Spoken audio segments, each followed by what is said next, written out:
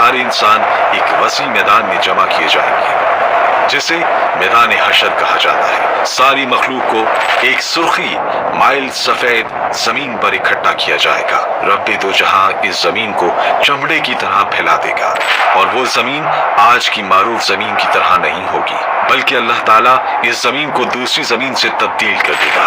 आसमान को भी इसी तरह तब्दील कर दिया जाएगा। ये मैदान इतना बड़ा होगा कि तमाम इंसानियत इसमें समा जाएगी। ये मैदान बिल्कुल हमवार होगा, कोई पहाड़, कोई गढ़ा, कोई बुलंदी नहीं।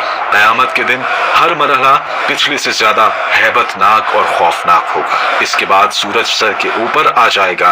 अंदाजा लगाइए कि आज सूरज तकरीबन 4000 साल की दूरी पर है और हमारी तरफ इसकी पीठ है। क़यामत के दिन सूरज सिर्फ 1 मील के फासले पर होगा और इसका मुंह हमारी तरफ होगा। क्या हाल होगा। हमारे भेजे गर्मी की शिद्दत से खौल रहे होंगे और इतना पसीना बहेगा कि 70 गज जमीन में जज्ब हो जाएगा। फिर जो पसीना जमीन ना पी सकेगी वो ऊपर की तरफ आएगी। वो पसीना किसी के टखनों तक होगा तो किसी के घुटनों तक पहुंच जाएगा। कोई कमर तक इसमें गर्क होगा तो कोई सीने तक इसमें तैर रहा होगा। कुछ तो ऐसे भी होंगे कि उनके गले तक पहुंच चुका होगा और काफिर के तो मुंह तक चढ़कर लगाम की तरह इसे जकड़ लेगा, जिसमें वो डुबकियां खाएगा।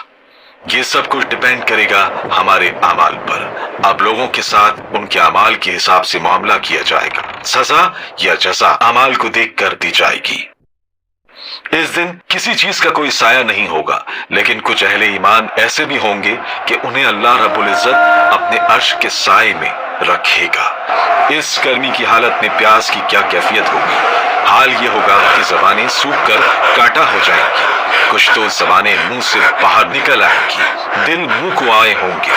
लोग अपने अपने गुनाहों के मुताबिक अजाब में होंगे। इस दिन कोई किसी का हाल पूछने वाला ना होगा। बड़े मजबूत और गहरे रिश्ते इस दिन अपनी वक़्त खो देंगे। रिश्तेदारियां और ताल्लुकदारियां किसी काम नहीं आएंगी। यहाँ तक कि सगे रिश्तेदार जो दुनिया में एक दूसरे को देखकर जीते थे, इस दिन एक दूसरे से जान छुड़ाएंगे। भाई भाई से भागेगा, माँ औलाद से पीछा छुड़ाएगी तो औलाद माँ से दौड़ेगी। बाप बच्चों से बेजार होगा तो बच्चे बाप से भागेंगे। बीवी शौहर से भागेगी तो शौहर बीवी से भागेगा। आखिरकार कोई किसी की मदद करने को तैयार ना होगा। हर जान नफसी नफसी पुकारेगी। हर शख्स सिर्फ अपनी ही फिक्र में होगा। किसी दूसरे से इसे कोई सरोकार ना होगा। ये मुसीबतें चल ही रही होंगी कि जहन्नुम को लाया जाएगा।